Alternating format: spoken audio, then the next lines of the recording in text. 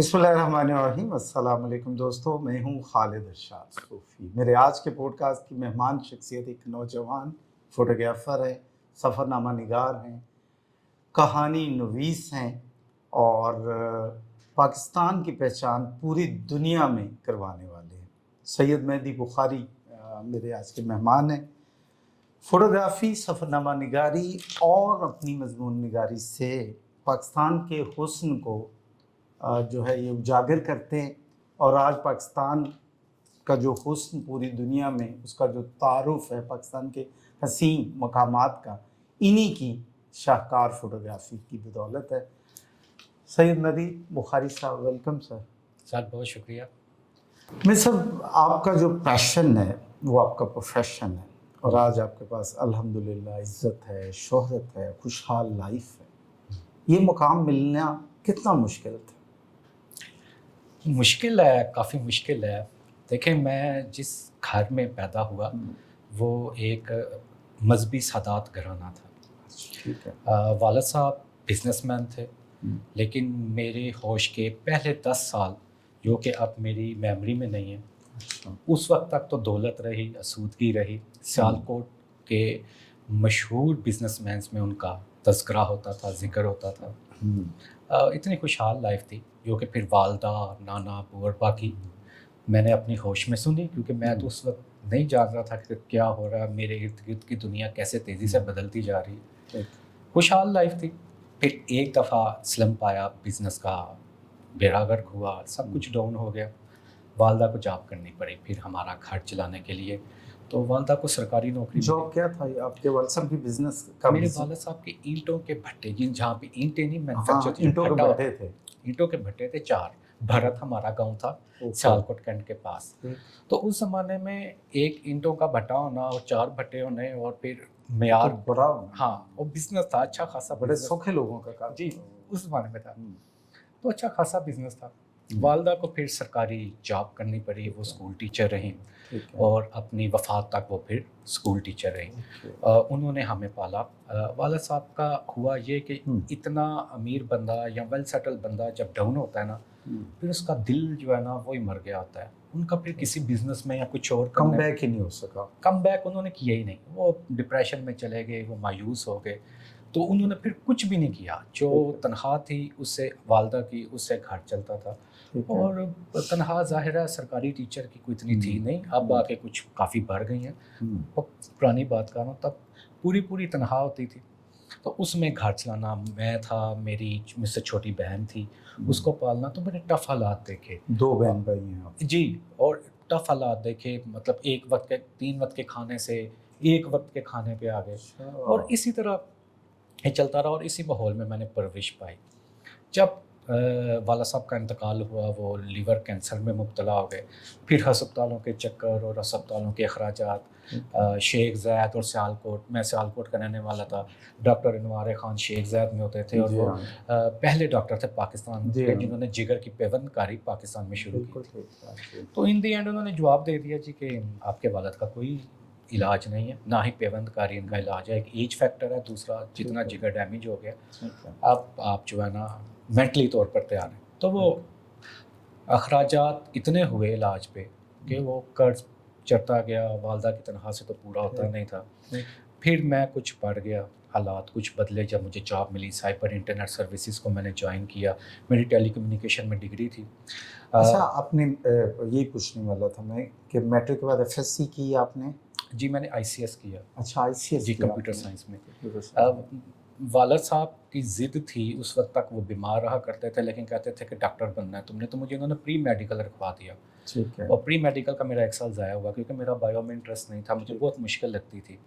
तो 1 साल ज़ाया होने के बाद उनको समझ आ गई कि नहीं, ये नहीं कर सकेगा। फिर उन्होंने कहा तूने जो करना है कर, पर कुछ कर सही। तो मैं फिर कंप्यूटर साइंसेज में आईसीएस में चला गया। आईसीएस में जब गया उस दौरान वालिद साहब का इंतकाल हो गया और ये वो दौर था कि मैं पार्ट टाइम घर चलाने के लिए मुझे जॉब करनी पड़ी। कॉलेज आया करता था आईसीएस की क्लासें लेने और शाम को खिलजी सांस एक फैक्ट्री थी लेदर की, टैनरी थी असल में, वहाँ पे कच्चा लेदर आता था शाम के टाइम और उसकी गिनती करनी कि कितने पीस आए लेदर के, कितनी खालें आई, उसका गेट पास बनाना, ٹھیک ہے. اور پھر جو فنشڈ پروڈکٹ تھی یعنی جو فنشڈ لیدر تھا وہ باہر جاتا تھا ٹینری سے اس کا ریکارڈ رکھنا. تو کلرک ٹائپ جاب تھی ایک اور اس کی تنخواہ 3,000 روپے تھی اس زمانے میں. اور یہ کس سن کی بات ہے؟ یہ سن ہے 2004. 2004. 3,000 روپے اس کی جاب تھی, تنخواہ تھی اس جاب کی.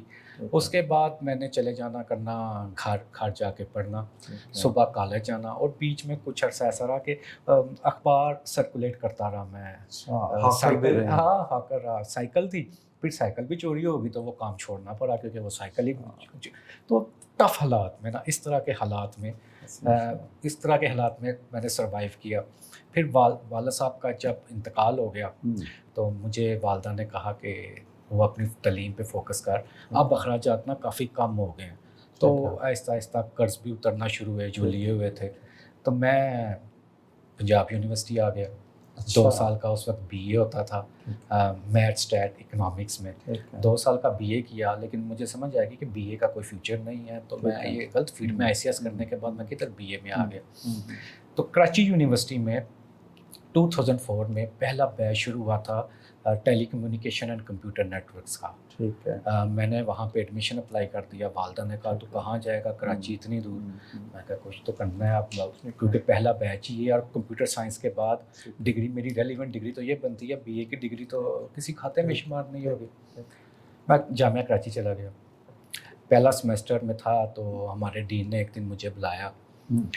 میں نے ان کو درخواست کی تھی کہ مجھے ڈسٹینس لرننگ پہ بھیج دیا جائے کیونکہ میں سیالکوٹ سے ہوں, میرے گھر کے معاملات دیکھنے والا کوئی بھی نہیں ہے, تو مجھے پیچھے کی ٹینشن رہتی ہے. تو انہوں نے مجھ پہ یہ مہربانی کی, فیور دی کہ تم ڈسٹینس لرننگ پہ چلے جاؤ, تمہیں میں کریڈٹ آورز ایگزمپٹ کر دیتا ہوں, کلاسز نہ لو, لیکن سیمسٹرز کے پیپر دینے تمہیں جامعہ میں آنا ہوگا. ٹھیک ہے. تو پھر میں جاتا رہا جی 4 سال, 2004 سے 2008 تک میں پیپر دینے جاتا تھا. اس دوران میں سائبر انٹرنیٹ سروسز میں کسٹمر سپورٹ کی جاب کر رہا تھا. انٹرنیٹ ڈائل اپ کا نیا زمانہ آیا تھا. جو لوگوں کو پرابلمز آتی تھیں کہ کنیکٹ نہیں ہو رہا یا ڈسکنیکٹ ہو رہا ہے, تو ٹیلی فون تار پہ تو کنیکٹ ہوتا تھا, تو کال کیا کرتے تھے. تو میرا کام سلوشن دینا تھا, ٹربل شوٹ کا طریقہ ان کو سمجھانا تھا. وہ کبھی دن کی شفٹ ہوتی تھی, کبھی رات کی, ساتھ ساتھ پڑھنا, اور پھر ہر 6 مہینے کراچی چلے جانا, پیپر دینے. اس طرح میں نے ڈگری پاس کی, گریجویشن. ہاں گریجویشن کی. بی ایس کیا جی, بی ایس جی 4 ایئرس, اس وقت 4 ایئرس آنر تھا. جب ڈگری ہوگی 2008 میں تو سارا کچھ ٹیکنیکل سرٹیفکیشنز ہوتی ہیں ہماری فیلڈ کی, کمپیوٹر نیٹورکس کی. سسکو, لینکس, جونیپر, ہواوے کا سسٹم آنا شروع ہو گئے تھے, الکیٹل کے سسٹم آنا شروع ہو گئے تھے. ان کی جو انٹرنیشنل سرٹیفکیشنز تھیں وہ پاس کی, 8-10 سرٹیفکیشنز تھیں. پھر میری ترقی ہو گئی. میری تنخواہ اس وقت 1 لاکھ کے اوپر چلی گئی اسی سائبر انٹرنیٹ سے, کیونکہ میں انجینئر, ہاں تو کیونکہ وہ مجھے انہوں نے نیٹ ورک انجینئر پروموٹ کر دیا. تو میں وائڈ ایریا نیٹ ورک دیکھنے لگ گیا, سیالکوٹ سے لے کے نارووال کے ریجن کا. اور سائبر انٹرنیٹ سروسز پاکستان کی سب سے بڑی آئی ایس پی تھی اس وقت, اس زمانے میں, جو آپ بھی اسٹرام فائبر کے نام سے نام چینج کر لیے. جی جی. تو اس دوران شادی بھی کی اور کچھ مالی حالات بھی بہتر رہے. پھر والدہ کی بیماری کا انکشاف ہوا. اچھا. والدہ جو ہیں وہ رینل فیلئر کی وجہ سے چلی گئیں, گردے ان کے نکارہ ہو گئے تھے, شوگر مسلسل رہتی تھی اور انہوں نے اس کو دیکھا بھی نہیں, اس کو مینٹین نہیں رکھا. ٹھیک ہے. تو اس کے بعد جو پھر آ گیا میں اپنی پروفیشنل لائف میں اور گھریلو لائف میں. گھریلو لائف کو 10 سال چلی. میری جو پہلی شادی تھی, پسند کی شادی تھی 2 طرفہ, وہ ناکام ہو گئی, نہیں چل سکی, تو راہیں جدا ہو گئیں. اس کے بعد مجھے وہ جاب چھوڑنی پڑی. میں سیالکوٹ میں تھا کیونکہ بچے چھوٹے تھے, تو ایک بیٹی تھی, بیٹا تھا, تو وہ میرے بغیر رہتے نہیں تھے. اور جو ان کی والدہ تھیں وہ انہیں اپنی مرضی, اپنی منشا سے میرے حوالے کر کے گئیں. ان کا کوئی ایسا انٹرسٹ نہیں تھا بچوں کو رکھنے پہ, تو وہ مجھ پہ ایک ذمہ داری اور آ پڑی. کیا ایک ذمہ سوال کر جی لی جرنی تو آپ کو یاد ہے, یہ آپ کی لو میرج تھی؟ جی, یہ لو میرج تھی. اور اس کے کچھ چیزیں جو آپ نے بیان کی ہوئی ہیں اپنے سوشل میڈیا پہ, یا آپ کے جو جسچرز تھے, یا میں اکثر سوچتا ہوں, آج آپ سے سوال ہے, آپ کے جسچر بڑے والہانہ تھے اس محبت کی شادی میں. اور دوسرا میں دیکھتا تھا کہ ایک بچہ جو اتنی اسٹرگل میں, اتنی معاشی دباؤ میں ہے, لیکن اس کے اندر کا فنکار اور بانک پن بھی قائم ہے. بانگ پن کیسے قائم رہا آپ کے خیال میں، زندہ کیسے تھا؟ اور پھر یہ محبت اور انڈرسٹینڈنگ نہ ہونا، محبت کی شادی بھی کامیاب نہ ہونا، اس کی وجہ کیا ہے؟ یہ دو حصے ہیں میرے سوال کے۔ اچھا، پہلی بات تو یہ ہے کہ اس وقت میں ینگ تھا، نوجوانی میں ہوتا ہے آپ کو کوئی پسند آ جاتا ہے، ہر کسی کو آتا ہے، تو لیکن آپ کا اظہار تو جو ہے نا اس میں بڑی بانگ پن، والہانہ پن اور بڑا جی تھا، بڑی طوفانی محبت تھی، دو طرفہ تھی، ایسا نہیں کہ یک طرفہ تھی، دو طرفہ تھی۔ اور جس طرح سے یہ شادی ہوئی تھی وہ ایک پورا افسانہ ہے، بڑے ڈرامیٹک ماحول میں میں نے شادی کی۔ میرے پورے خاندان نے بائیکاٹ کر دیا۔ خاندان میں یہ تھا کہ والد کی طرف سے تو کوئی ایسا سچ نہیں تھے، والدہ کی طرف سے بھرپور خاندان تھا، 4 ماموں تھے، نانا ابو تھے، ایک خالہ تھی، پھر امی کے کزنز یعنی وہ بھی ماموں ہی ہو گئے، تو ایک بڑا خاندان۔ اور ان کا اعتراض یہ تھا کہ میں چونکہ سید فیملی سے بلانگ کرتا ہوں، وہ جو تھیں وہ ملک عوان فیملی سے تھیں، تو سادات آپ کو پتہ ہے مسلمانوں کے تو برمن ہوتے ہیں نا، تو وہ تو یہ گوارہ ہی نہیں کرتے کہ سادات کے باہر کوئی بیٹا یا بیٹی شادی کر لے۔ تو انہوں نے کہا کہ یہ تم اپنی مرضی سے کرو، پھر ہم تو اس کے ذمہ دار نہیں ہیں اگر تمہاری اتنی ضد ہے۔ انہوں نے اس شادی کا بائیکاٹ کر دیا۔ والدہ کی تو مجبوری تھی کہ اکلوتا بیٹا تھا، تو والدہ نے بھی پہلے بہت سمجھایا، تو جب ان کو سمجھ آ گئی کہ نہیں بچہ جو ہے نا بہت ضد پہ آ گیا، مان گئی، آخر ماں نے کیا کرنا تھا۔ تو یہ شادی اس سینس سے بھی بہت ڈرامیٹک تھی، یہ سٹیٹس گیپ بہت زیادہ تھا۔ میں سائبر انٹرنیٹ سروسز میں جاب کر رہا تھا، کسٹمر سپورٹ کی، میری 6500 تنخواہ تھی اس معنی میں کسٹمر سپورٹ میں۔ وہ امیر تھے، وہ ایک تو ان کے والد صاحب ڈی پی او تھے پولیس میں صدر ٹاؤن کے، پہلے کماری ٹاؤن کے ڈی پی او رہے، پھر صدر ٹاؤن کے ڈی پی او رہے۔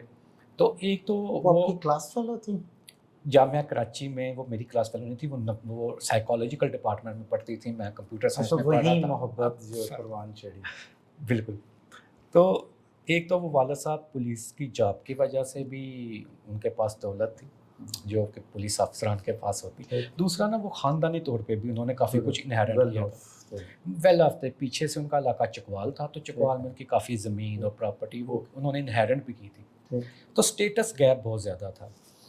اس کا اپنے گھر والوں کو منانا وہ اس کی بہت بڑی سٹرگل تھی، کیونکہ اس کے والد صاحب ایک تو بڑے سخت قسم کے پولیس آفیسر، اور اوپر سے ان کو یہ پتا ہو کہ اگلا کیا کرتا ہے جی، اگلا معمولی جاب کرتا ہے 6500 روپے والی، تو اس کے اینڈ سے بھی بہت سٹرگل تھی، میرے اینڈ سے۔ تو اس طرح کے سن کون سا ہے؟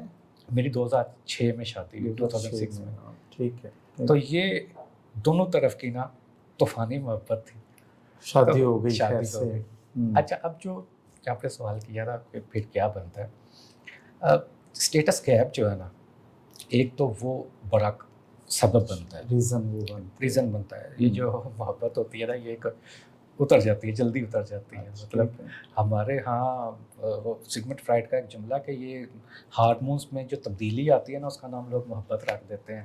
اصل میں تو یہ ہارمونل ڈس بیلنس ہوتا ہے، آپ کو ایک دوسرے کی طرف اٹریکشن ہوتی ہے، آپ کہتے ہیں محبت ہے، اس کے بغیر رہ نہیں سکتے، لیکن وہ دال روٹی پوری کرنے میں نا محبت کا بھوت اتر جاتا ہے۔ اچھا، اس کا بھی اترنا شروع ہو گیا، کیونکہ پہلے تو یہ وعدے ہوتے ہیں نا کہ روکھی سکھی بھی کھا لیں گے، لیکن ایک سٹیٹس سے جب آپ ڈاؤن ہو جاتے ہیں نا، اس کے لیے بھی مشکل تھا۔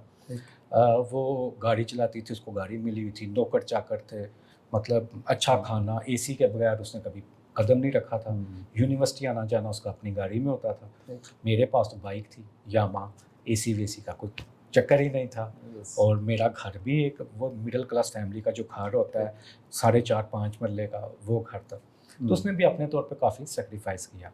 اب مجھے بھی اس کے مطابق اخراجات مینٹین کرنے کو اور کافی کچھ کرنا پڑا، تو 2008 میں کچھ حالات بہتر ہوئے جب میری تنخواہ یہ ڈپلوماز کرنے کے بعد، سرٹیفکیشن کرنے کے بعد جو میں نے ذکر کیا بہتر ہو گئی، لیکن وہ جو بیچ میں آ جاتا ہے نا، چوں چاں جب شروع ہو جاتی ہے نا لائف میں، پھر وہ بچوں کی وجہ سے آپ کو نبھانی پڑتی ہے کہ یار اب بچے ہو گئے ہیں، چلو مینٹل انڈرسٹینڈنگ تو نہیں ہے۔ ایک اور چیز ہوتی ہے کہ جب آپ پہلے کسی افیئر میں ہوتے ہیں نا، یا کسی کے ساتھ انوالو ہوتے ہیں، تب آپ اس کو جاتے ہیں گھڑی دو گھڑی ملنے کے لیے۔ میں بھی کراچی جاتا تھا، ادھر نائٹ کوچ چلا کرتی تھی کراچی ایکسپریس، اس پہ تو کبھی کبھی پی آئی اے کی ٹکٹ 3200 روپے کی مل جایا کرتی تھی چانس پہ ریٹرن، تو ایئرپورٹ لاہور ایئرپورٹ سے میں فلائٹ لیتا تھا چانس پہ ٹکٹ لے کے. تو آپ ملتے ہیں 6 گھنٹے کے لیے 7 گھنٹے کے لیے. میں جامعہ کراچی جب پیپر دینے جاتا تھا تو ملتا تھا, ورنہ تو میں ڈسٹنس لرننگ پہ تھا نا. ملنا ہوتا تھا جب میں نے سیمسٹر کے بعد لرننگ تو پھر ہوتی نا کہ ساتھ ہوتے تھے. تو وہ کبھی میں نے نائٹ کوچ سے چلے جانا ریلوے سے, کبھی میں نے چلے جانا پی آئی کی نائٹ کوچ سے. تو ایک دن گزار لیا اس کی گاڑی میں, کلفٹن نکل گئے, سی ویو نکل گئے.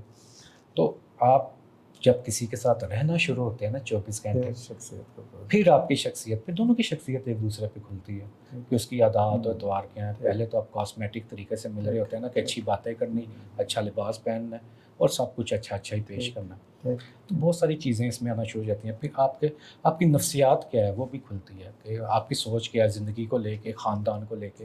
پھر ایسی شادی جس میں خاندان والی وارث نہیں نہ بنتا, وہ کہتے ہیں بیٹا آپ کیتی آپ بھگتو, یعنی کوئی بڑا بیچ میں بیٹھتا ہی نہیں ہے. جب میاں بیوی کے درمیان ڈفرینسز آنے شروع ہو جاتے ہیں, اس کے گھر والے کہیں کہ آپ کیتی آپ بھگتو, اور میرے گھر والے جو میرے تھے وہ کہیں بیٹا. پھر 10 سال چلی آپ 10 سال چلی. 10 سال اس لیے کہ بیٹی تھی بیٹا تھا, تو اس کو کھینچنا پڑتا ہے کہ کسی طرح اب کر لی ہے, خود ڈیسیجن لے کے کی تھی, تو اب اس کو چلانا ہے. تو 10 سال چلائی, لیکن پھر ایک پوائنٹ آتا ہے کہ آپ سوچتے ہیں کہ یہ پوری عمر ایسے نہیں گزر سکتی, یہاں تو آپ پاگل ہو جائیں گے. دونوں اس میں دیکھیں, دونوں میں بھی اگر سفر کر رہا تھا نا تو سفر وہ بھی کر رہی تھی. تو ایک پوائنٹ آتا ہے آپ کو ڈیسیجن لینا پڑتا ہے, اور یہ بڑا بولڈ ڈیسیجن ہوتا ہے, یہ ڈرپوک لوگ نہیں لیتے. تو پھر یہ آ گیا پوائنٹ, رستہ جو ہے وہ الگ ہو گیا. بچے میرے ذمہ آ گئے.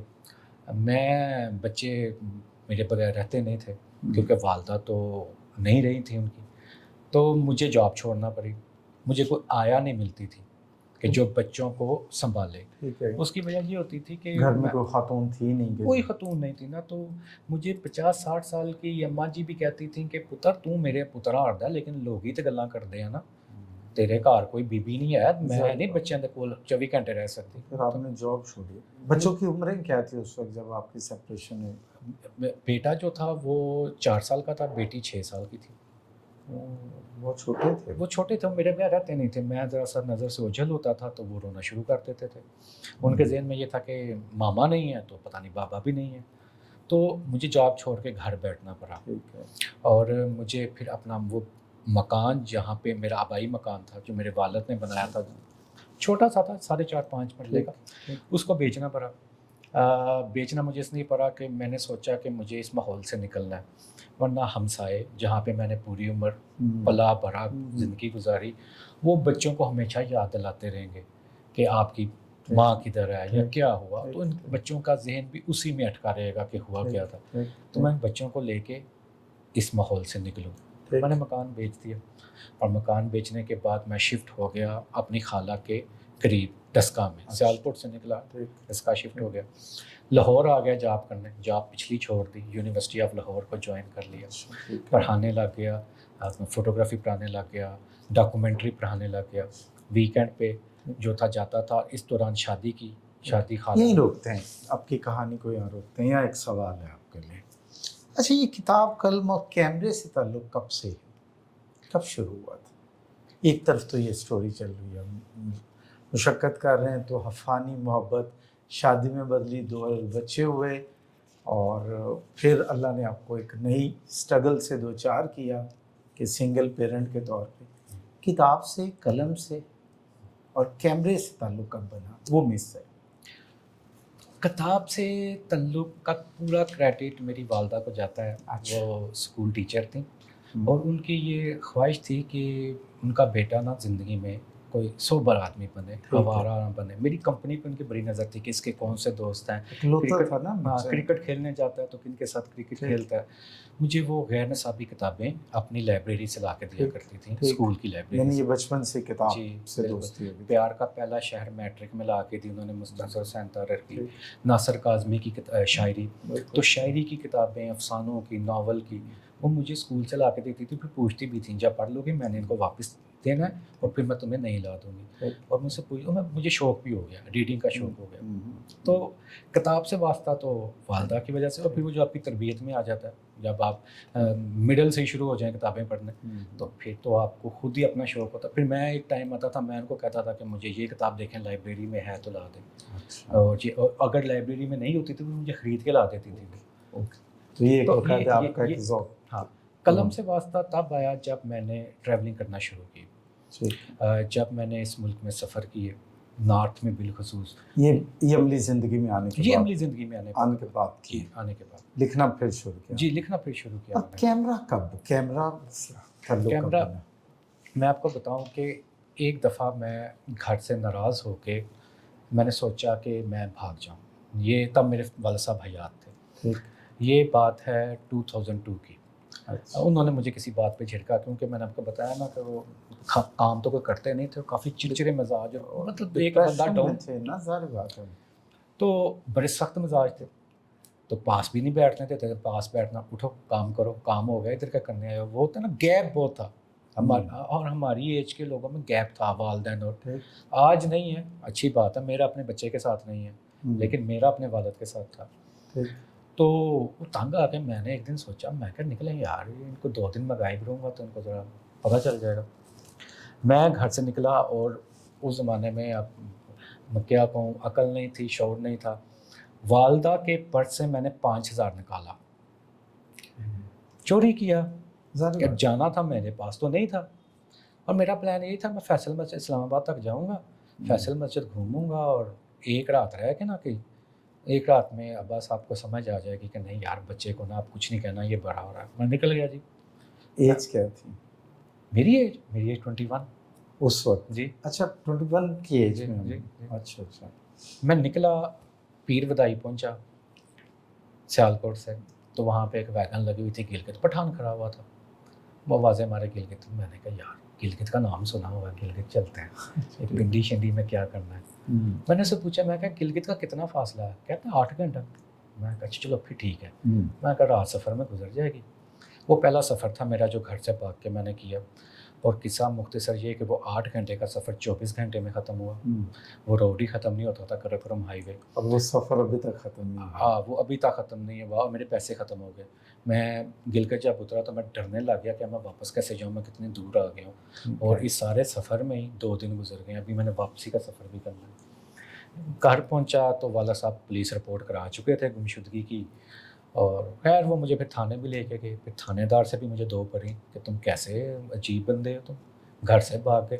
واپسی کیسے ہوئی؟ وہ اسکپ ہو گئی بات. وہاں سے پھر پیسہ کیسے کٹا؟ وہاں کوئی جاب کی, کیا کی؟ میرے پاس صرف 5,000 تھا جو کہ لگتا گیا. 600 روپے کی تو وہ ٹکٹ تھی گلگت. نہیں, آپ کہہ رہے ہیں نا گلگت میں پیسے ختم ہو گئے تھے. جاتے جاتے ختم ہوئے کہ وہاں کو 2-4 دن گزار لیا؟ سر وہاں پہ ایک رات رکنا پڑا, سفر کی تھکاوٹ اتنی تھی, نیند ہی پوری نہیں تھی. ہوٹل والے کو پیسے دی, میرے پاس پیسے, واپسی کا کرایہ ختم ہو گیا.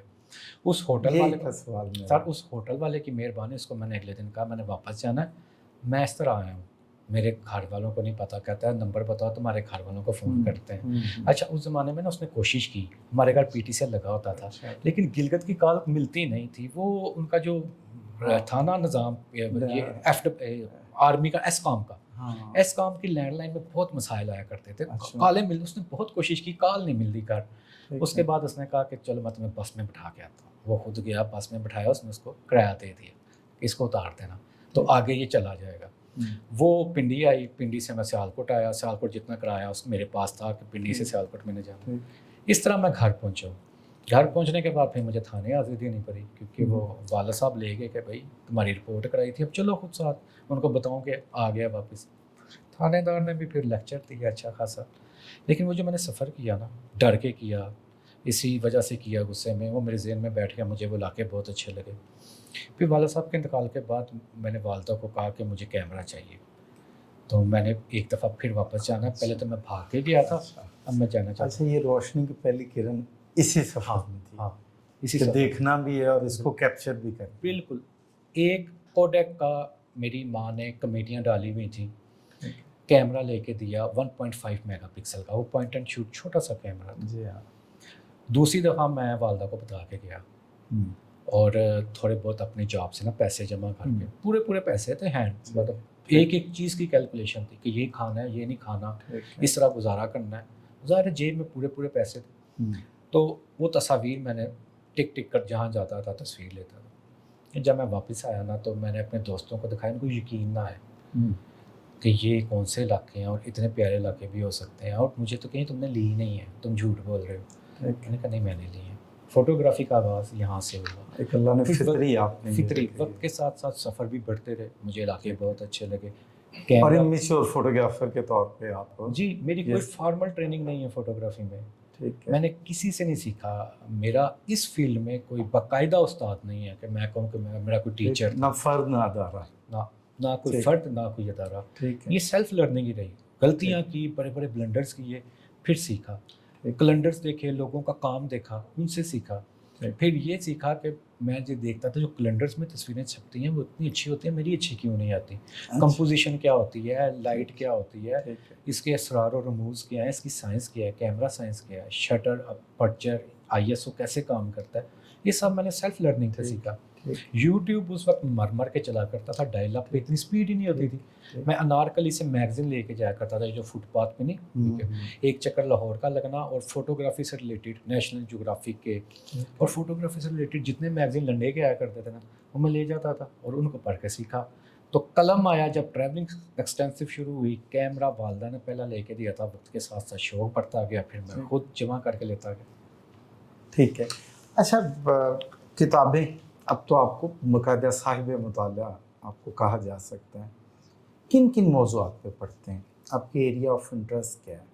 پہلے تو لٹریچر مجھے بہت اپیل کرتا تھا. ٹھیک ہے. ناول، افسانہ، شاعری کا مجھے بہت شغف رہا. پھر وقت کے ساتھ ساتھ اب آ کے میں ہسٹری اور فلسفہ پڑھتا ہوں، اور میرا جو انٹرسٹ ہے وہ زیادہ تر اب مجھے کوئی کہے نا کہ ناول ہے، انلیس کہ وہ بہت اچھا ناول نہ ہو میں اس کو نہیں پڑھوں گا. یا کوئی ایسا ناول نہ ہو جس کے بارے میں دنیا کہے کہ یہ پڑھنے کے قابل ہے. ناول میں میرا اب انٹرسٹ اس طرح کا نہیں رہا. اگر کوئی ایسا ناول آتا ہے وہ بین الاقوامی ادب کا ہو یا پاکستان کے اندر مجھے کہیں کہ یہ پڑھنے والا ہے، ادروائز نہیں. ہسٹری اور فلسفہ، اور خاص طور پہ ہماری پولیٹیکل ہسٹری جو ہے پاکستان. کوئی 5 ایسی کتابیں جن سے آپ بہت متاثر ہوئے؟ یوال نوح ہراری، میں نے پچھلے دنوں لکھا بھی تھا، اس کی جو بک ہے نیکسس، اور ایک اس کی بک ہے یہ ابھی آئی ہے تخلیق کائنات پہ نا، کہ یہ انسان کی اسٹرگل پہ کہ انسان نے کیسے سروائیو کیا ہے. تو وہ بہترین بک ہے. یوال نوح ہے اصل میں یہ جیو. یہاں پہ میں یہ بات کلیئر کرتا ہوں جو لوگ سنیں گے، ملحدہ ایتھیسٹ ہے. آپ اس کے نظریات کو ایک سائڈ پہ رکھ کے اس کا جو کام ہے نا، جو تھیسس اس نے پیش کیا ہے نا کہ انسان کتنا سخت جانور، کیسے کیسے حالات سے اس نے ابھرنا سیکھا ہے، وہ پڑھیں. آپ کا وہ زاویہ، آپ کی وہ لائف ہی بدل دے گی. آپ کو احساس ہوگا کہ ہم چیز کیا ہیں اور ہمارے اندر انا کتنی ہے اور غرور کتنا ہے. تو یوال نوح ہراری، اس کے بعد نپولین ہل، اس کے بعد یہ ودائے جنگ اشفاق احمد نے ترجمہ کی تھی. اس کا کیا نام ہے، حمزہ رسول توف کا ہے. حمزہ رسول توف بھی میرے پسندیدہ نہیں. ودائے جنگ ہیمنگ وے، ہیمنگ وے کا ترجمہ کیا ودائے جنگ کے نام سے. وہ طارق صاحب ان دونوں کے بڑے فین ہیں. جی تو بڑے بڑے. اچھا پھر مجھے شمس الرحمان فروکی صاحب، کئی چاند تھے سر آسماں، ناول کی کیٹیگری میں اچھے لگتے ہیں. پھر ڈاکٹر مبارک علی کو پڑھا، سبت حسن کو پڑھا.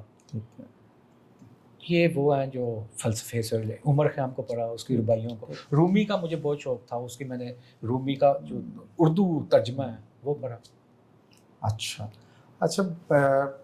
کن پاکستانی اور انٹرنیشنل ادیبوں سے متاثر ہیں؟ پاکستان میں بہت سارے ہیں. مثلاً مجھے سفرنامہ نگاری میں علی رضا عابدی نے متاثر کیا. ناول میں میں متاثر رہا ہوں عبداللہ حسین سے، اداس نسلیں، اور انتظار حسین صاحب سے، بستی. پچھلے 10 سال میں جو ایک بہترین ناول آیا ہے وہ مستنصر حسین طاہرہ نے خس و خاشاک زمانے لکھا. شمس الرحمان فروکی بھارت سے. پھر انیس اشفاق، وہ بھی انڈیا سے ہی ہیں، خواب سراب ان کا ناول ہے. ڈاکٹر مبارک علی پاکستان سے. انٹرنیشنلی یوال نوح ہراری، ایلف شفق، ہیمنگ وے، بہت سارے نام ہیں جو بھی مطلب انٹرنیٹ یہ شولوخوف، میخائل شولوخوف اور and the quiet Don flows اس کا ایک ناول ہے، doctor Boris Pasternak, doctor Zhivago's کا ناول ہے جس پہ ہالی ووڈ نے فلم بھی بنائی. تو روسی ادیبوں نے، ترکش، روسی اور برطانوی ادیبوں نے متاثر کیا. اچھا احمد صاحب، آپ کے جو کریئر کی بات چل رہی تھی تو ہم نے اس میں تھوڑا توقف لیا تھا، آگے بڑھائے بات کو کہ آپ نے یونیورسٹی آف لاہور میں جاب شروع کی، وہاں پڑھانا شروع کیا. وہاں آپ نے کیا کچھ پڑھایا؟ آپ بتا رہے تھے فوٹوگرافی پڑھائی، اور کیا پڑھایا؟ ڈاکومنٹری میکنگ اور فوٹوگرافی. اچھا، لیکن یہ کیسے ممکن ہوا کہ آپ کہتے ہیں کہ آپ نے کہ خود کہیں سے باقاعدہ تعلیم ہی نہیں لی، تو پھر یہ آپ کو کیسے یونیورسٹی نے کیسے موقع دے دیا، اور خود آپ نے یہ ایکسپرٹی کیسے کریٹ کی اپنے اندر، کیسے یہ صلاحیت حاصل کی؟ دیکھیں یہ 2017 میں نے یونیورسٹی کو جوائن کیا. ٹھیک ہے. 2016 میں میرے پہلا ازدواجی تعلق ختم ہوا. 1 سال تو میں گھر بیٹھا رہا اور اسی میں رہا کہ میں اب کروں گا کیا. پھر دوسری شادی کی جو میری ابھی موجودہ بیگم ہے. ہاں، تو گھر جو ہے وہ جب اسٹیبل ہوا، بچے جب اس کے ساتھ مانوس ہوئے تو پھر مجھے جاب کرنا تھی، پھر مجھے گھر سے نکلنا تھا، مجھے کچھ پروجیکٹس چاہیے تھے یا کچھ جاب مل جاتی. میں یونیورسٹی آف لاہور آ گیا. کیسے ملی؟ میری بیسک تعلیم ہے ٹیلی کمیونیکیشن، میں نے 10-12 سال اسی میں ہی جاب کی. لیکن میں ویل نون آرٹسٹ تھا، میری بہت ساری ایگزیبیشنز فارن آفس کر چکا تھا، واشنگٹن میں ہو چکی تھی، پیرس میں ہو چکی تھی، جاپان میں ہوئی، چائنا میں ہوئی.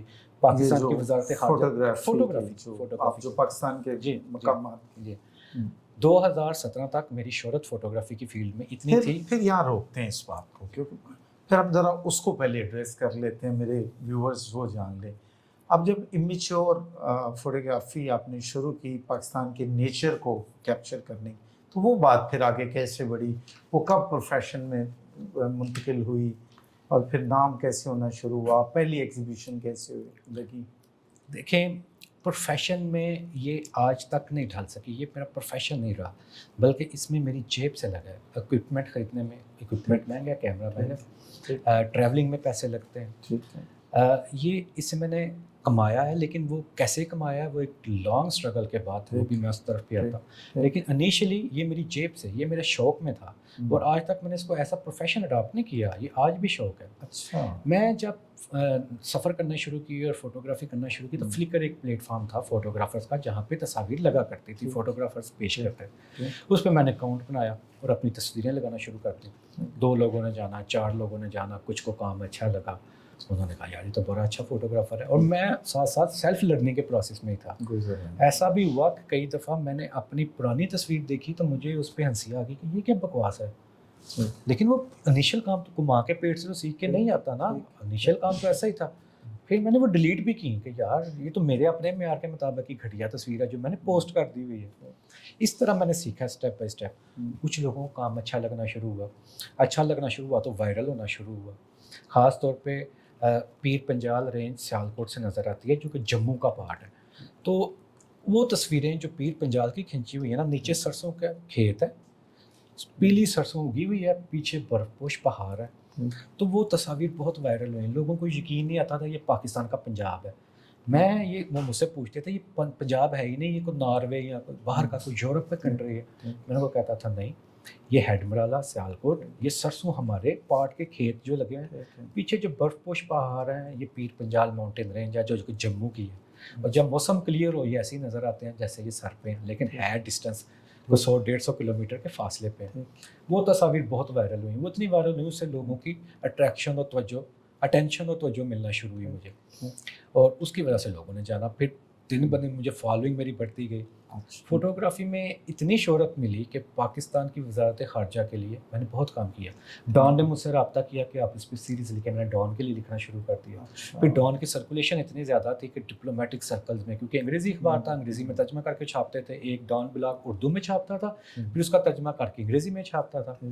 تو پرائم منسٹر نواز شریف صاحب ہوں یا عمران خان صاحب ہوں یا کوئی بھی ان لوگوں سے ان سے اپریسیشن بھی ملی.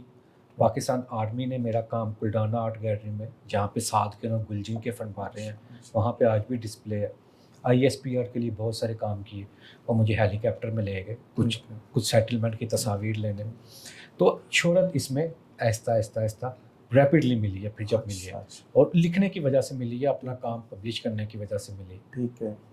اور یہ اس کا مطلب ہے آپ 2016 تک اسٹیبلش ہو چکے تھے؟ جی جی، اس وقت تک جب یونیورسٹی نے مجھے آفر کی تو اسی بیس پہ کی نا کہ یہ تو یعنی سند یافتہ یا مستند فوٹوگرافر ہے. اور یہ بھی بڑی بات ہے کہ آپ مہدی، آپ کے نفسیاتی طور پہ اور جذباتی طور پہ you are a very strong man, کہ آپ نے ایک فیملی کے ساتھ، بیوی کے ساتھ مسلسل ایک ٹسل سا ماحول ہے، ڈپریشن ہے، اس کے باوجود دوسری طرف آپ گرو کر رہے ہیں، لرن بھی کر رہے ہیں، گرو بھی کر رہے ہیں، اور وہ بھی آرٹ کے شعبے میں.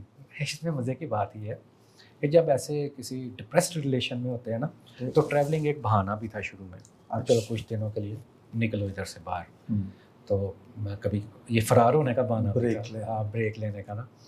تو پھر اپنے آپ کو اپنے انوالو رکھنا ہوتا ہے کسی نہ کسی ہابی میں، ورنہ تو آپ انہی سوچوں میں اور اسی چکر میں رہتے ہیں. تو دوسرا بہانہ یہ بھی تھا کہ میں کیا کروں، مجھے فوٹوگرافی کا شوق تھا.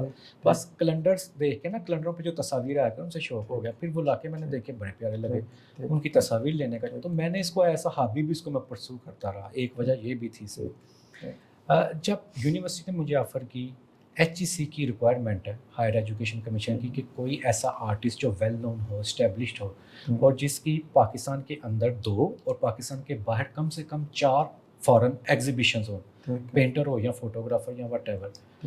وہ چاہے میٹرک فیل بھی ہو نا، وہ پڑھا سکتا ہے، وہ اکیڈیمیا کا حصہ بن سکتا ہے. تو میں اس معیار پہ پورا اترتا تھا. مجھے یونیورسٹی نے کہا کہ آپ پڑھائیں. میں یونیورسٹی میں پڑھانا شروع ہو گیا. یونیورسٹی آف لاہور میں میں نے 2 سال پڑھایا. پھر اب ہوا یہ کہ یونیورسٹی آف لاہور کا جو ڈپارٹمنٹ تھا نا، اسکول آف کریٹیو آرٹس، جہاں پہ میں پڑھا رہا تھا، ان کی ٹیکنیکل فالٹ ان کا یہ کہ انہوں نے اس کو سوشل سائنس کے ڈین کے اندر رکھا ہوا تھا. یعنی ڈین آرٹس کا نہیں تھا ڈپارٹمنٹ، ڈین سوشل سائنسز کا تھا، نیچے آرٹس کا ڈپارٹمنٹ چل رہا تھا. HEC نے اس کا نوٹس لیا کہ بھئی ڈین آپ اپنا بٹھائیں، اگر آپ آرٹس پڑھا رہے ہیں تو آرٹس کا ڈپارٹمنٹ بنائیں نا، اس کو ہم سے اپروو کروائیں اور اپنا اس کا ڈین لائیں. سوشل سائنسز کے انڈر اگر آپ آرٹ کا ڈپارٹمنٹ دے رہے ہیں تو پھر اس پہ ہر وہ قانون اپلائی ہوگا جو ڈگری کے لیے ہوتا ہے. پھر اس کے لیے ریلیونٹ ڈگری چاہیے ہوگی آپ کے لیے. تو پھر ریلیونٹ ڈگری، پھر میری تو ریلیونٹ ڈگری نہیں تھی، میری تو ٹیلی کمیونیکیشن کی تھی. اب یونیورسٹی نے یہ کیا کہ انہوں نے اپنا آرٹس کا ڈپارٹمنٹ پروو کرانا ایک لمبا چوڑا چکر تھا. اس کا BUS بنتا، اپروول کے لیے HEC میں جاتا، پھر اپروول ہوتی. تو وہ جو بچے پڑھ رہے تھے وہ کہاں جاتے، ڈپارٹمنٹ کو روکتے تھے، اسٹاپ کرتے تھے. تو مجھے پھر ڈاکٹر صاحب نے بلایا. میں نے کہا بھاری صاحب یہ مسئلہ ہو گیا، آپ کی ریلیونٹ ڈگری آپ اس چکر میں. میں کہا کوئی بات نہیں، میں مطلب کوئٹ ہی کرنا ہے نا، آپ اپنا کام جاری رکھیں، میں چھوڑ دیتا ہوں. میں نے ریزائن دے دیا. ریزائن دینے کے بعد پھر میرے پاس ایک ہونڈا انسائٹ گاڑی تھی. میں کہا گھر ویلا بیٹھنے سے اچھا ہے کوئی کام کرو. میں یہاں لاہور میں کریم پہ گاڑی چلاتا رہا، رات کو چلایا کرتا تھا. تو ایئرپورٹ کی سواریاں، DHA کی، بحریہ سے رہائش میری بحریہ تھی، تو 6 ماہ چلائی کریم پہ گاڑی. اس دوران مجھے اور کوئی جاب ملے نا، تو پھر میں ڈپریشن میں چلا گیا. میں کہا یار پوری عمر ٹیکسی ڈرائیور اتنے بنیا رہا نا، کچھ کرنا بھی ہے. تو اخبار میں اشتہار آیا فیڈرل پبلک سروس کمیشن کا، منسٹری آف ڈیفینس میں گریڈ 19 کی جاب تھی فیڈرل کی، ڈپٹی چیف آفیسر ٹیکنیکل. میرا تو 12 سال کا ٹیکنیکل کا تجربہ تھا. وائڈ ایریا نیٹورکنگ میں سائبرنیٹ میں جاب کر چکا تھا، اور انہوں نے اور میری ریلیونٹ ڈگری تھی. انہوں نے ایکسپیرینس 10 سال کا مانگا تھا. ایج لمٹ 45 تھی. میرا 12 سال کا ایکسپیرینس تھا. میری ایج 40 سے بھی انڈر تھی. میں نے کہا اپلائی کرو. حالانکہ مجھے پتا تھا فیڈرل پبلک سروس کمیشن کو فکسنگ ہوگی واٹ ایور، لیکن میں کہا چانس لیتے ہیں. اور میں نے اپلائی کیا. ٹیسٹ آیا، ٹیسٹ کلیئر کیا، انٹرویو آ گیا میرا. بورڈ میں گیا، بورڈ میں 5 لوگ بیٹھے ہوئے تھے. انہوں نے ٹیکنیکل سوال کیے ادھر ادھر کے. تو کہتے ہیں جی اور کوئی ایسی بات، آپ اور کیا کوئی ایسی ہابی جو اس کے علاوہ آپ کرتے ہیں؟ میں پہلے ہی تنگ آیا ہوا تھا ٹیکسی چلا چلا کے، قریب جاب کوئی ملتی نہیں. میں ڈپریشن میں تھا. میں کہ ایسی کی تیسی، میں کہ جاب کوئی نہیں ملنی، یہ کھانا پوری کر رہے ہیں، تو چلو ایک دفعہ اپنا غصہ ہی نکال دیں. میں نے ان کو بتایا کہ میری یہاں ایگزیبیشن، میری یہ کام میں لکھتا بھی ہوں. اس وقت ڈان میں بھی چھپ رہا تھا. تو جو بھی تھا نا، میں کو 15 منٹ بولا، اور جتنی بھی فرسٹریشن تھی میں نے نکال دی. سنتے رہے, کہتے ہیں جی ٹھیک ہے جائیں آپ. میں اٹھ کے آ گیا, میں کہا جس طرح انہوں نے کہا نا جائیں, یہ تنگ آ گیا میرا نا لیکچر سن رہا ہوں, یہ نہیں جاب ملنی. لیکن جاب مل گئی جی. میرے گھر ایک دن لیٹر آیا جوائننگ کا کہ آپ جوائن کر رہے ہیں, کانگریچولیشن کا سرکاری لیٹر آیا. میں نے کہا واہ جی. اس کے اگلے دن مجھے UN سے آفر آ گئی. اچھا, ایسا کنسلٹنٹ کمیونیکیشن. ٹھیک ہے. میرے ہاتھ میں ایٹ اے ٹائم 2 جابس کی آفر تھی. 2 راستے کھلے. ایک فیڈرل گریڈ 19 کی جاب تھی, ایک UN کی جاب تھی. ٹھیک ہے. میں نے تب فیصلہ لینا تھا کہ میں نے سرکاری جاب پہ جانا ہے یا میں نے عالمی ادارے میں جانا ہے. میں نے سرکاری جاب چھوڑ دی کیونکہ مجھے میرے مزاج کی نہیں تھی. اس ٹیکنیکل فیلڈ سے میں اکتا کے نکلا تھا اور پوری عمر اب ٹیکنیکل رہ بھی نہیں سکتے. پھر بیوروکریسی یا بابوکریسی کا میرا مزاج نہیں تھا. یہاں تو میں ادھر سسپینڈ ہو کے پڑا رہتا, ٹھیک ہے. یہاں پھر میں چیختا کہ نظام سسٹم ٹھیک نہیں ہے, میری اندر کی ٹیم ٹھیک ہونی چاہیے. تو وہ میری راہ میں جو سرکار کا مزاج ہے, جو اداروں کا, اس میں ٹریولنگ تھی. پولیو کو اوورسی کرنا تھا اور پورے پاکستان میں پولیو میں یونیسیف میں جو میں نے کہا یار اس میں ٹریولنگ بھی ہے, یہ میرے مزاج کی بھی ہے, میں عالمی ادارے میں چلا جاتا ہوں. اس کو میں نے چھوڑ دیا اور میں نے UNO جوائن کر لی. اور 3 سال میں ایسا کنسلٹنٹ رہا, ان کو اپنی سروسز دیتا رہا. 3 سال کے بعد ایک ویکینسی آئی اور اس پہ میں اس کے پے رول پہ چلا گیا, پرماننٹ ہو گیا. تو یونائٹڈ نیشنز یونیسیف. اب آپ یونیسیف کے باقاعدہ ملازم. جی باقاعدہ. جی میں سب سیاحت, روداد سفر اور فوٹوگرافی کو عام آدمی کے لیے بڑا خوبصورت طریقے سے یکجا کرنے کے لیے آپ کو کتنی محنت کرنا پڑی؟ محنت ہے اس میں. ایک تو فوٹوگرافی ایسی ہونی چاہیے, آپ کی سکلز اس میں اتنی ہونی چاہیے کہ وہ خود ہی پوری سٹوری بیان کر رہی ہو. ٹھیک ہے. اس تصویر کو دیکھنے والے اس کو ایک دفعہ رک کے دیکھیں. اگر ایسے آج کے دور میں یہ جو ہم ایسے ہی چلتے جا رہے ہیں نا, ریلز کا دور ہے, اٹینشن سپین بہت لمیٹیڈ ہو گیا ہوا ہے لوگوں کا. کوئی چیز گریب نہیں کرتی تو اس کو پاس کر دیتے ہیں. لیکن اگر کوئی ایسے اسکرول کرتے آپ کی تصویر پہ رک گیا نا ایک دفعہ, اس کا مطلب ہے آپ نے اس کی ٹینشن لے لی ہے. اس کا مطلب ہے اس تصویر میں کوئی جان ہے, کوئی سٹوری ہے. تصاویر جاندار ہونی چاہیے, ان میں سٹوری ہونی چاہیے. اس کو ساتھ لکھنے کا فن اگر آپ کے پاس ہے نا تو وہ پھر 2 بادشاہ ہے. میری آپ نے اس کو کیسے پروان چڑھایا, بہت خوب کیسے کیا؟ میں کتابیں بہت پڑھتا تھا, میرے پاس الفاظ کا ذخیرہ تھا. لکھنے کے لیے آپ کو پڑھنا ضروری ہے. اور جون ایلیا نے کہا تھا نا کہ ہمارا مسئلہ یہ ہے کہ وہ لوگ جن کو ابھی پڑھنا چاہیے وہ لکھ رہے ہیں. اس وجہ سے چونکہ میرے پاس الفاظ کا ذخیرہ تھا, میں نے کہا لکھنا چاہیے. اور میں اس فیلڈ کو 10-12 سالوں سے جانتا ہوں, تو میں کیوں نہ لکھوں ٹریولنگ پہ. میں اتنی ٹریولنگ کر چکا ہوں, میں اپنا سفر نامہ یا اپنے سفری تاثرات کیوں نہ لکھوں. تو میں نے لکھا. اس کے پیچھے کاوش میری ماں کی ہے جس نے میرا کتابوں سے واسطہ کر دی. اس سے میری اردو کے وکیبلری اچھی ہو گئی, جملے بنانے کی جو صلاحیت ہے وہ نکھر گئی. کیونکہ جب آپ عالمی ادب کو پڑھتے ہیں اور پاکستان میں جو کلاسک ادب ہے اس کو پڑھتے ہیں نا, تو کچھ نہ کچھ جملے آپ کریٹ کریں. آپ کا ذہن اگر تھوڑا بہت بھی کریٹیو ہے نا تو آپ کر سکتے ہیں. ٹھیک ہے. اس طرح سے میں نے ان دونوں کو یکجا کیا, لوگوں کو اپیل کیا. لوگوں کو ایک تو تصاویر اپیل کی, دوسرا اسلوب یا رائٹنگ سٹائل اپیل کیا. تو پھر ڈان کی سرکولیشن نے کچھ اس کو شہرت بخشی. ڈان میں آپ نے ویسے اردو میں لکھنا شروع, ڈان پلاکس میں نے اردو میں لکھے, اس کو ٹرانسلیٹ ڈان نے کیا اور انگلش میں پھر پبلش کی. اوکے. اچھا, پاکستان میں اب تک کتنے مقامات پر فوٹوگرافی کر چکے ہیں؟ بلوچستان, سندھ, کچھ رہا نہیں, کشمیر, گلگت بلتستان, پنجاب, KP کے بہت سارے علاقے. ٹھیک ہے. ایون ایکس فاٹا بھی, کرم ایجنسی اور یہ وہ, وزیرستان. میرا خیال ہے کہ اگر یہ میں کہوں کہ پورا پاکستان ایکسپلور کر رہے تو یہ جھوٹ ہوگا, لیکن 80%. کوئی ایسا پاکستان میں مقام جو ابھی آپ نہیں کر سکے؟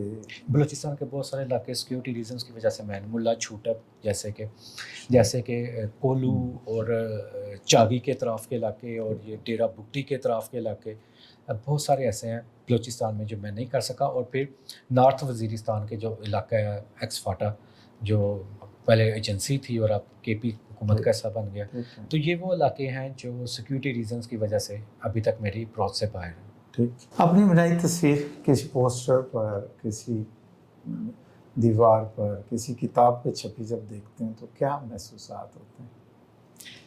مجھے اس سے جڑی کہانی یاد آتی ہے سب سے پہلے. ٹھیک ہے. میں اپنی تصویر کسی پوسٹر پہ, بل بورڈ پہ, یا میرے ہی سامنے کسی اور ادارے کی بک پہ چھپی آ رہی ہوتی ہے, تو مجھے سب سے پہلے اس کی پیچھے کہانی یاد آتی ہے کہ یہ میں نے جب لی تھی، کن حالات میں لی تھی، کتنا سفر کر کے لی تھی، اس مقام تک میں کیسے پہنچا تھا، اور اس تصویر کو لینے کے لیے مجھے کتنا صبر کرنا پڑا تھا کہ لائٹ میرے مطابق ہوگی، سورج کی ڈائریکشن میرے مطابق ہوگی تو پھر یہ میں تصویر لوں گا۔ تو سب سے پہلے تو مجھے کہانی یاد آتی ہے، اس کہانی کے ارد گرد جو لوگ ہوتے ہیں، جو کردار، اگر کوئی میرے ساتھ تھا یا مقامی آبادی میں جہاں پہ ٹھہرا تھا، وہ یاد آتا۔ پھر دوسرا مجھے خوشی ہوتی ہے جی، ہر بندے کو اپنے فن پہ تھوڑا بہت غرور یا فخر ہوتا ہے، ہاں، اور وہ بھی جب کوئی بڑا ادارہ اس کو پبلش کر رہا ہے یا آپ کے سامنے آ رہی ہے۔ لیکن اس سے زیادہ جو لوگ مجھے یاد آتے ہیں نا، اس تصویر کے ساتھ جو کہانی ہے نا، اس کی مجھے خوشی زیادہ ہوتی ہے۔ میری میموری میں مجھے ایسا لگتا ہے سب کچھ میرے سامنے چلنے لگا ہے، ریکال ہو جاتا ہے سب کچھ۔ فوٹوگرافر کی میموری بھی نا بڑی فوٹوگرافک ہوتی ہے۔ مجھ سے اصل لوگ یہ سوال کرتے ہیں کہ اپنی ڈیٹیل میں کیسے لکھتے ہیں؟ یہ خداداد صلاحیت ہے کہ میں اگر کسی چیز کو یاد کرتا ہوں نا، اپنے سفر کو آج بھی، مثلا جب میں گھر سے بھاگ کے گلگت گیا تھا، میں آج بھی اس کو یاد کروں نا تو ایسا لگتا ہے جیسے ہر چیز ایک ایک ڈیٹیل میرے سامنے ہے۔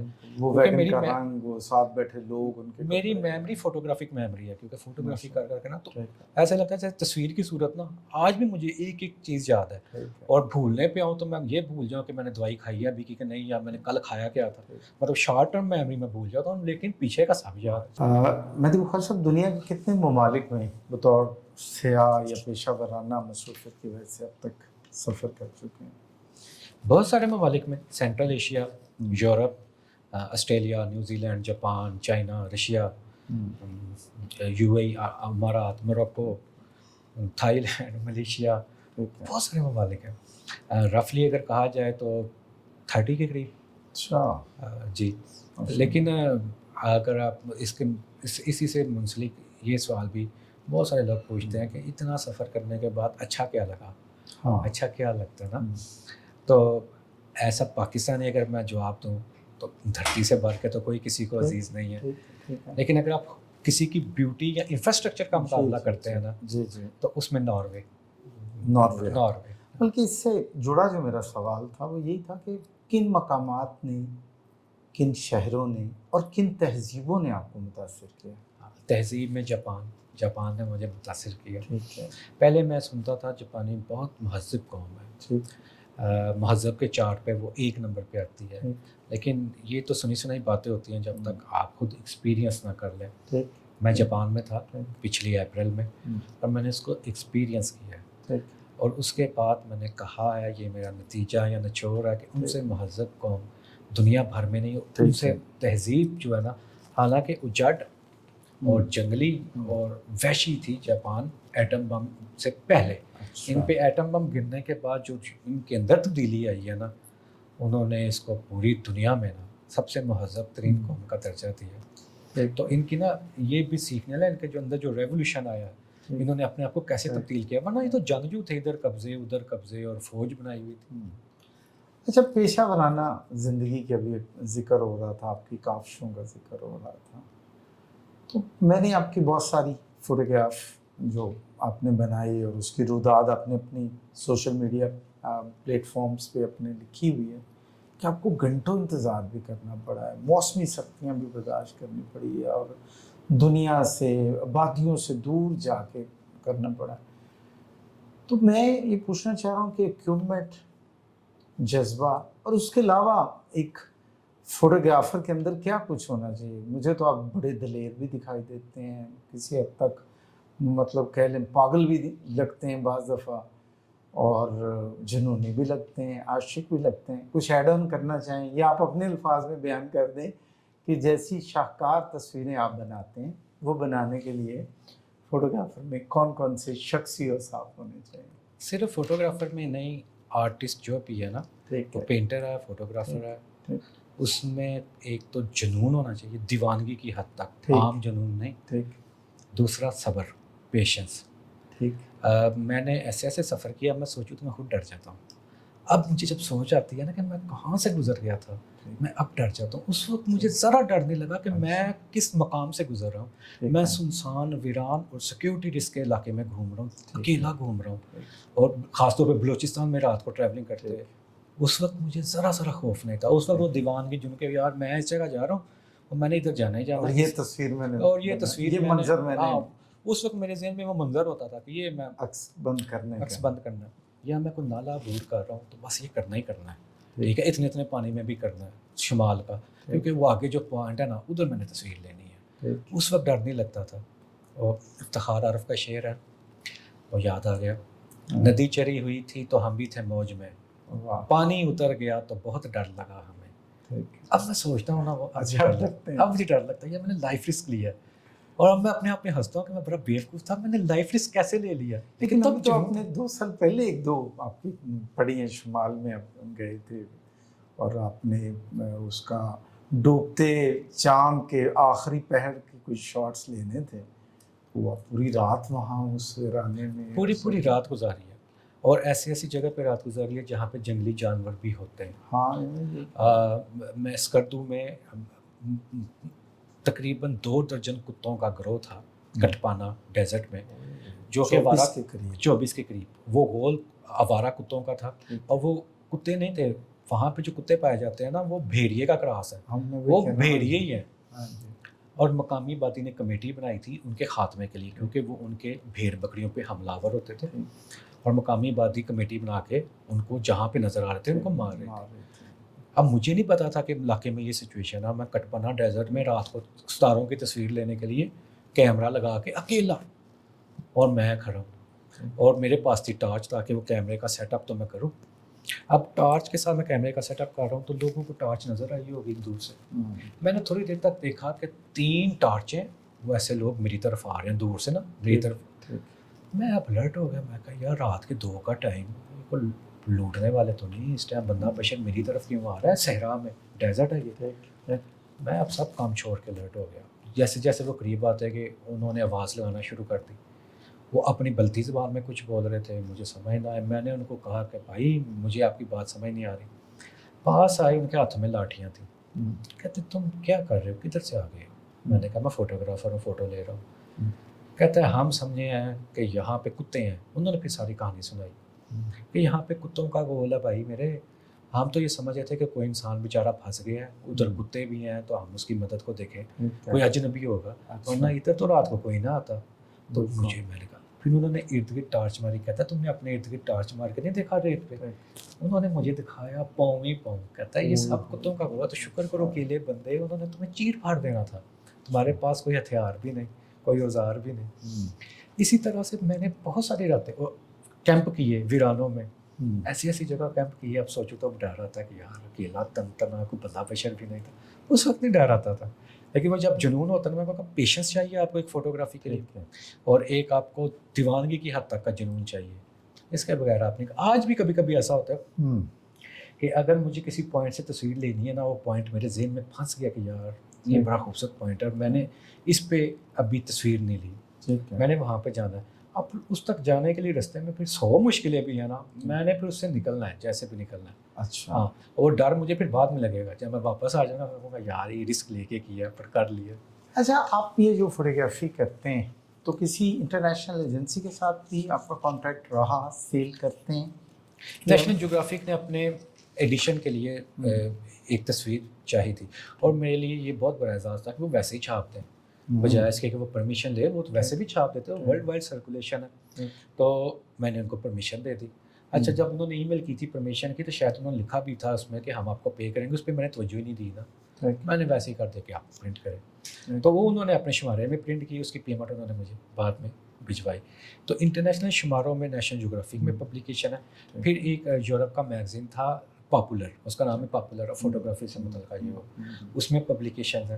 جہاں تک بیچنے کی بات ہے، بیچا تو میں نے بہت سارے اداروں کو، پاکستان کے اندر فاطمہ فرٹیلائزر، MCB، یہ جتنے بھی کیلنڈرز، ان کے ایئرلی کیلنڈرز اور ڈائریز کے لیے، اور جو انٹرنیشنل ہیں دبئی کو ڈیجیٹل اسٹاک فوٹیج کی بات کر رہا ہوں فوٹوگرافی کے لیے۔ اسٹاک فوٹیج میں کسی اسٹاک کی سائٹ پہ میرا کام اپلوڈ میں نے نہیں کیا، یعنی بیچنے کے لیے اسٹاک کی کسی سائٹ پہ میں نے اپنی فوٹوگرافی اپلوڈ نہیں کی، یا تو وہ فلکر پہ ہے یا وہ فیس بک پہ ہے، بس دیٹس آل۔ اچھا، اس کی وجہ یہ بھی ہے کہ میرا کبھی بریڈ اینڈ بٹر اس طرح سے اس پہ شفٹ ہی نہیں ہوا، یعنی مجھے کبھی ایسے کھانے کے لالے نہیں پڑے کہ جس میں مجھے ہاتھ پاؤں مزید مارنے پڑ جائیں پچھلے 10 سالوں میں، ٹھیک ہے، ماس وائی اس پیریڈ کے جس میں میں وہ تھوڑا بہت ٹیکسی چلا کے گزارا کر لیا اور جاب لیس رہا 1 سال، ٹھیک ہے، لیکن ایسا نہیں وقت آیا کہ میں فاقے پہ آ گیا ہوں اب میں کیا کروں.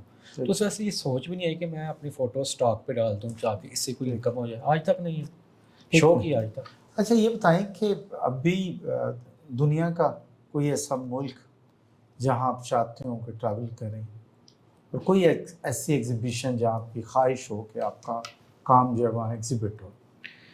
دنیا کا ایسا ملک, میں میری جو ڈریم لوکیشن ہے نا وہ ایسا ایسا کر کے تو میں کرتا جا رہا ہوں. کبھی سائبیریا تھی, ادھر میں ہو آیا, اب الاسکا ہے. اچھا. ہاں تو پلان ہے میرا. الاسکا ڈپینڈ کرتا ہے امریکہ ویزے پہ, کینیڈین اور امریکن ویزے پہ. الاسکا ہائی وے پہ ٹریول کرنا میرا ایک خواہش ہے. برٹش کولمبیا کینیڈا کی ٹیریٹری سے لے کے امریکہ کی ٹیریٹری تک.